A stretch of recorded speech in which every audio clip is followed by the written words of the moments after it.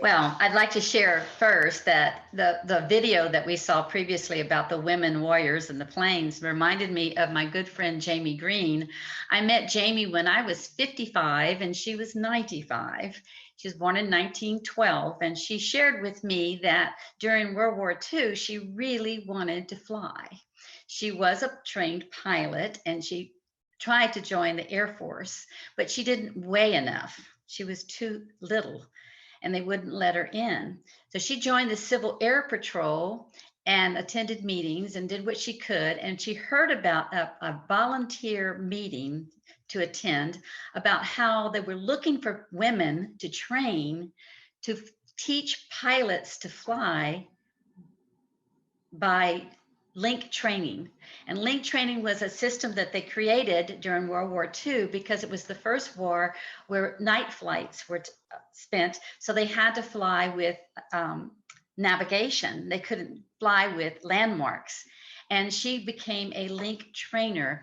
The device was created from a man who created was he worked with organs, you know, the kind you play, and he created a simulated cockpit with instrumentation. She was trained to teach pilots how to fly a night flight with instrumentation. She was a phenomenal woman. She worked for the Navy as a trainer for 15 years.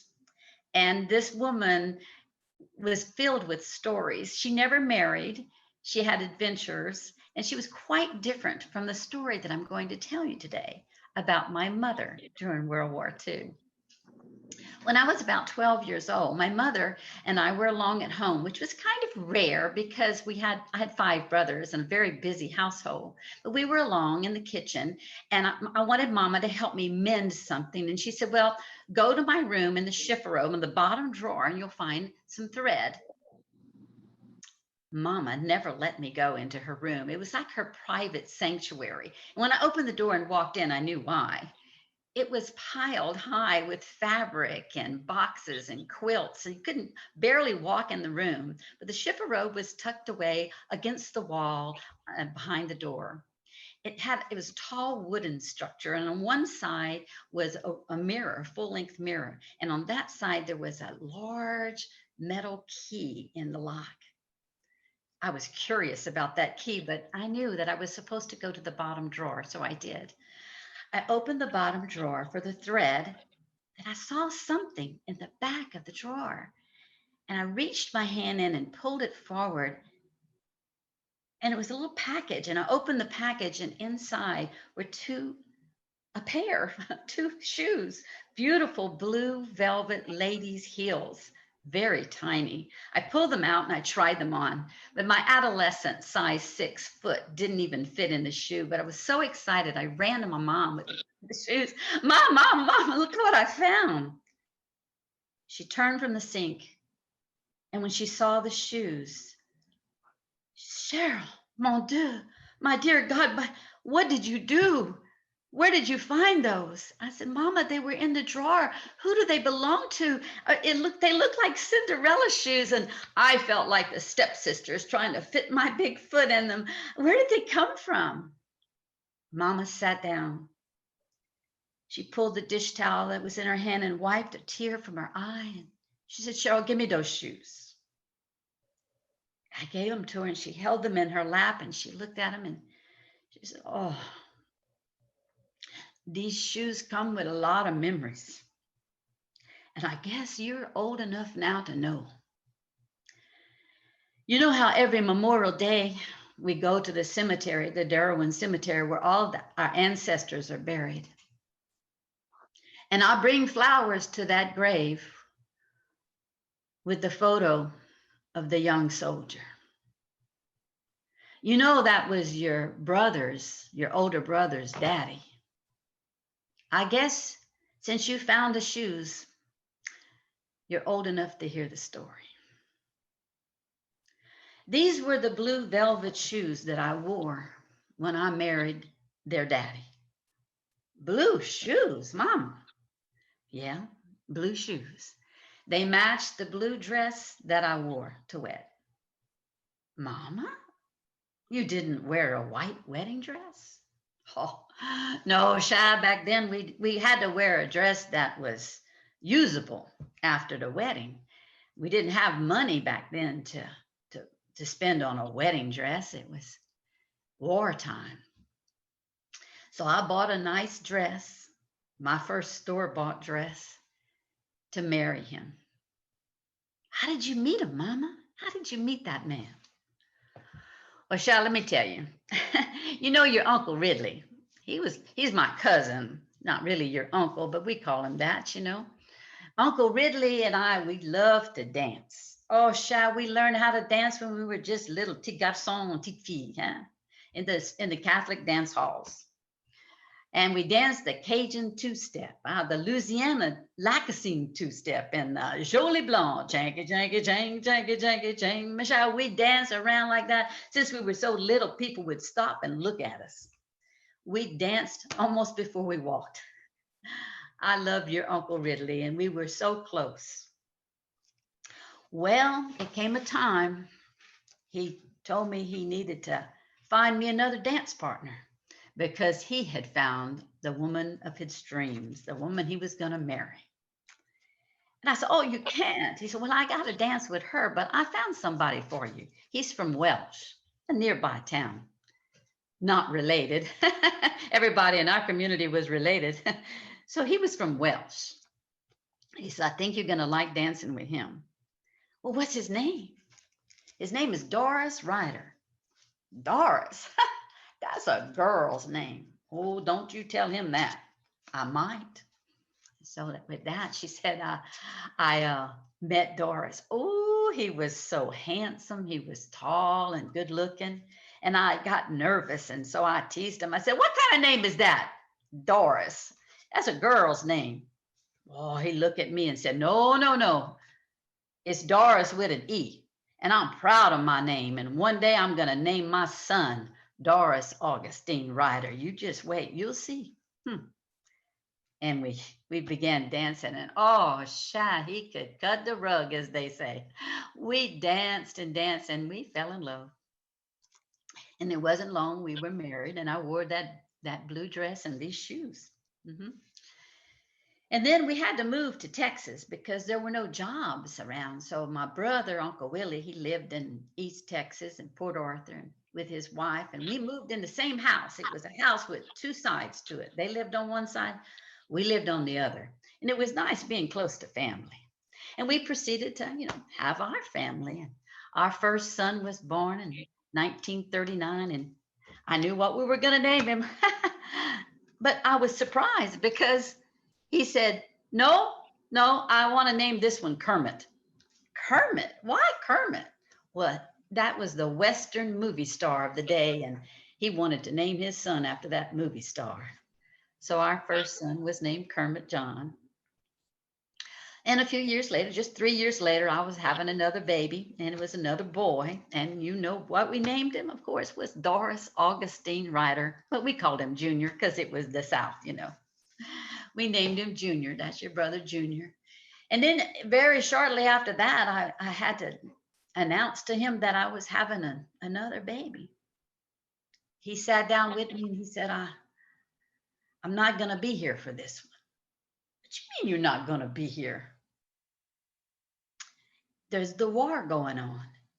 And the manly thing to do is to sign up." And I signed up with the Marines. So I'm going to be leaving. "What you mean? You're going to be leaving?" "I got to go. Everybody's got to go."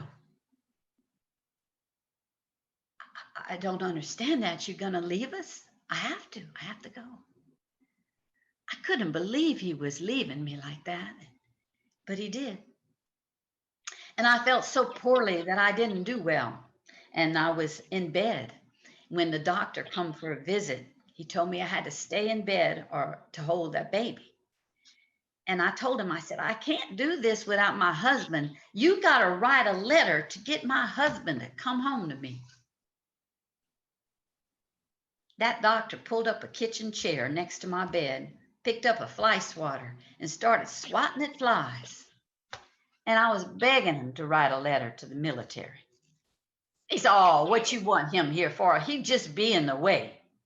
And I looked at that doctor and I said, well, at least he could kill the flies.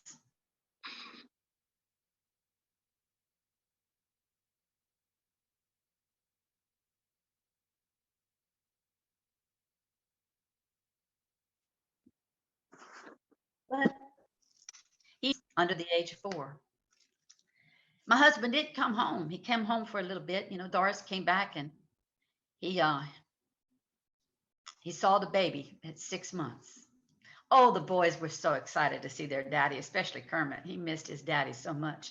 The others didn't know him very well. And then he left for overseas. And it was just 2 months later, I got a letter in the mail.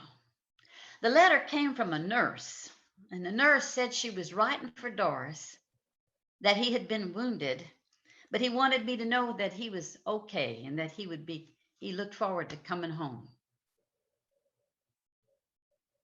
And then I got another letter. Got a letter from a priest. The priest said he'd given him the last sacrament. I didn't know what to believe me. And then I got the letter from the military. The announcement that I would be getting a Purple Heart. Go on. You go back to that drawer, pull out the back, and there's something in there. Bring that to me, another little package. So I did. I ran to the drawer, and I got it out. I brought it to Mama. She put it on her lap with those shoes and took out a medal, a shiny medal with a purple ribbon on it. She said, they gave me this. Said he had done a good job, and I got the medal. That was it. He wasn't coming home. June 14th, 1945, he was gone. And I was a war widow with 3 little boys under the age of 4. I couldn't make it on my own. So Mama and my daddy, grandmother and granddaddy, got in the pickup truck and drove from Louisiana to pick me up. And everything we owned went in that pickup truck, all 5 of us. Well, me and 3 boys was 4, and grandmother and granddaddy was 6, really, in that front of that truck. And they drove me back to Louisiana, and granddaddy had bought a house and had some men with a truck move it over and put it next to their house. And that's how we spent the rest of the time of the war. Granddaddy had made a freedom garden.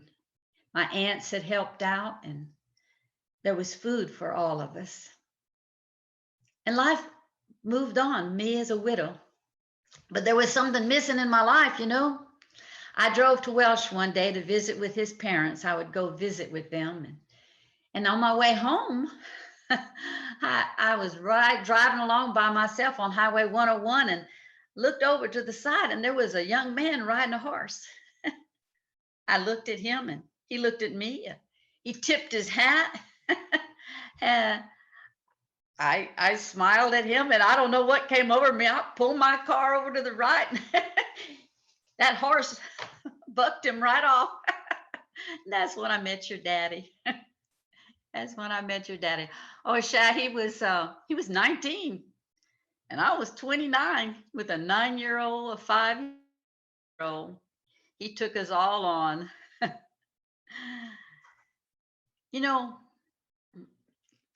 Near the end of that next year, when I was getting ready to have your brother, Glenn, I got a letter from the military. They were sending Doris home in a casket for us. So as I was planning my new life, I was also planning for a funeral. Oh, Lord. That was the biggest funeral, they said, in that Derwin Cemetery. That's named after our family. Where all our ancestors were buried, I buried my first husband as I stood there with my new husband and my 4 little boys, holding that last baby in my arms. Yeah, it was a tough time, Now, years passed. I moved on. We had, more children. Years later, your Uncle Ridley told me something I never knew. On that day of the funeral, Some of the, all the people come back to grandmother's house, lots of food, but something else happened. Some of the men went to Ted's bar along the railroad in Bell City. And while they were having some drinks, in walked a hobo. Hobos were common back then. Men who came back from the war anonymously. Some of them, they said, swapped dog tags on the battlefield. This man walked in all ragged and bearded and long-haired. He had a pant leg tucked up and walked with a crutch. He came up to the bar and ordered a drink. Everybody said hello. One of the men asked if he'd lost his leg in the war, and he shook his head, yeah. Then he asked a question that surprised everybody. He said, y'all know a woman named Florence Ryder? Ted said, well, yeah, we all know her. Florence is my cousin. What are you asking? He said, oh, I just wondered. He said, I served with her husband in the military, and I just knew that she was from these parts. Well, yeah, we all know her. We all just come back from her funeral, burying her first husband. But now her name is Florence Foreman because she's remarried. She waited a few years, but now she's moved, got a new husband. The man shook his head and said, well, I'm going to be on my way. And he left. My mama looked at me and she said, I knew that Doris wasn't in that casket. And I've always wondered if maybe he was that hobo. Mama, I know, Shy, we don't talk about it. He would have just moved on knowing that I'd remarried and that his boys were okay. But I've always wondered. The price of war is hard on those who are lost and those who are left behind. And that's my story from my mama's blue velvet shoes to the Purple Heart. I wrote that story in 1992 when I first started storytelling. And my teacher, who heard the story, looked at me and he said, it's true, isn't it? I said, yes, it's a true story, as my mama told it. He said, I was one of those soldiers who accompanied those memorial caskets that the military sent home for closure for the families. Your mama's probably right. He probably wasn't in there. But my mama always remembered the flag that was given to her as those taps were played, and she began her new life. Blue velvet to Purple Heart. Thank you.